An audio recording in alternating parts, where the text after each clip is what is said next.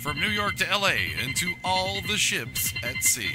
This is news from across our nation, right through your backyard and up your asphalt. Coming to you from Gonzo Today's news headquarters, this is Memos from the National Affairs Desk. I'm your host, Doc Jeffurious Higgason. Let's go to press.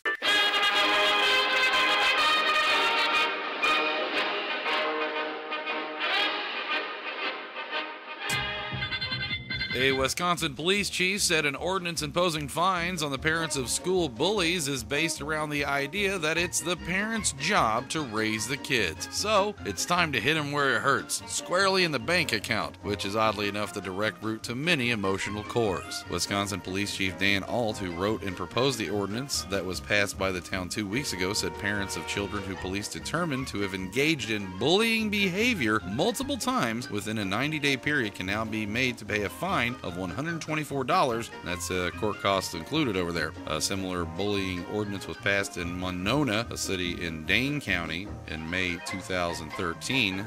The Monona ordinance was the first bullying ordinance passed that held parents accountable for their child's behavior. As far as the National Affairs Desk has uncovered, the department's criteria for bullying behavior has yet to be made public. Even a phone call to the Plover Police Department yielded us one confused "no comment" from some minimum wage police dispatcher. In a national survey, 20% of high school students reported being bullied on school property and 15% reported being bullied online in the year before the survey, which was done in 2013. This all according to the Centers for Disease Control and Prevention, The Fine a Bully scheme was partially inspired by data suggesting teen suicide is sometimes associated with violence in schools and the lack of ticketable minorities in Plover that seem to generate revenue for the big cities such as Madison. Chief Alt said that he hopes parents are inspired to take responsibility for their kids and act like role models and pay through the nose to help stamp out bullying because, as we all know, money fixes everything. Stating the painfully obvious, Alt told WAOW-TV, quote, "It's not the school's responsibility to raise the kids. It's the school's job to teach the kids. It's not the police's jobs to raise your kids. It's the parents' jobs to raise your kids," end quote. Dog goes woof, cow goes moo, goat says Alt said the first offense will result in a warning and an offer to help the parents. Alt said he hopes the ordinance will get parents to reach out to their children and teach them about bullying. That's why the ordinance doesn't ticket or fine parents until bullying happens more than once. Policing the children. Even the cops can't screw this up, right? Huh? You're looking at me right now. You're going, "Hey, Doc Jeffuriousness. Hey, why are you being so cynical about this? This is an awesome way to maybe, curb some of this bullying in schools." The fact is, I'm not really sure how I feel about this. On one hand, it could be a great way to prevent bullying in school, maybe cut down on some of those numbers. But I think ultimately the message gets a little bit muddled when commerce gets involved. The lesson of bullying being wrong because it's mean-spirited and just simply the dick thing to do would somehow be morphed into bullying is wrong because it can get expensive. So, yeah, that's why I got the attitude, huh? So, what's next? It was just one time. I thought it would be okay. I would have asked him to get tested, but I didn't want him to think I didn't trust him. I didn't know I could catch it on the playground. We were in love, so I didn't think about it. All I did is trade Lunchables.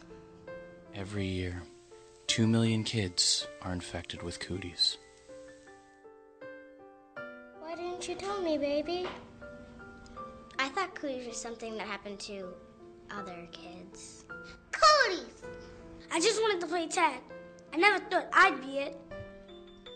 And the numbers are growing. I blame myself. I made a big mistake. And even though a vaccine is available, Circle, circle, dot, dot, now you're at the Cooties shop. most children never get inoculated.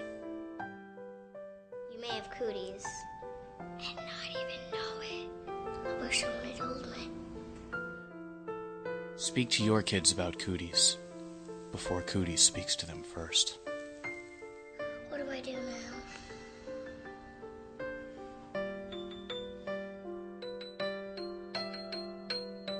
Prophylactic powerhouse Durex is calling for the creation of a condom emoji to help young people insert safety into their texts about sex. British company says the hashtag condom emoji campaign is timed to coincide with December 1st, World AIDS Day. Company says its research shows that 80% of people ages 18 to 25 find it easier to express themselves with emojis, and 50% of them use emojis when discussing sex in text. Because when you use the real words, it makes you giggly.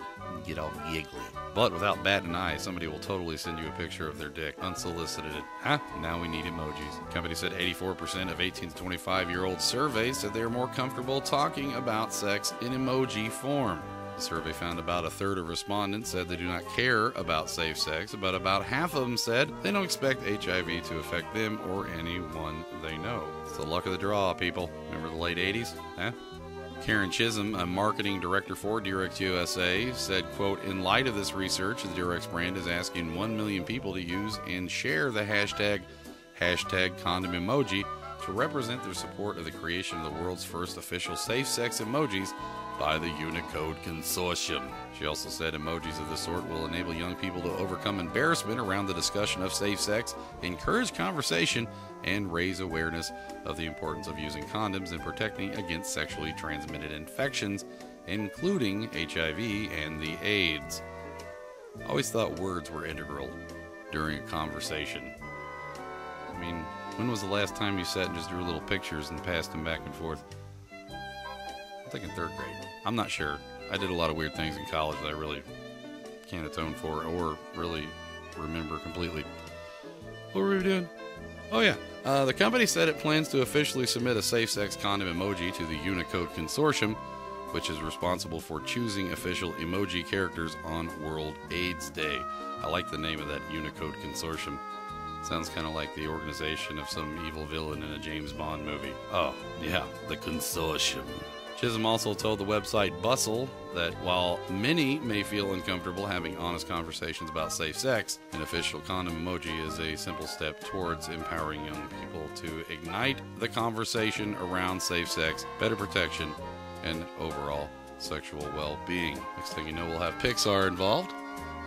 And okay. Well, that does it for this installment of Gonzo Today's Memos from the National Affairs Desk. I'm your host, Doc Jeffurious Higgason. Gonzo Today and Memos from the National Affairs Desk, copyright 2015. Check us out on the web at www.gonzotoday.com. And if you're feeling generous, why not donate to the cause, huh? Gonzo Today, your #1 source for Gonzo journalism, arts, and culture. If you enjoyed this video, stomp on that like button. And if you loved it, please share this shit, huh? I'm out of here for this week. Gonna leave you with this. Drip, drip, drippity drop.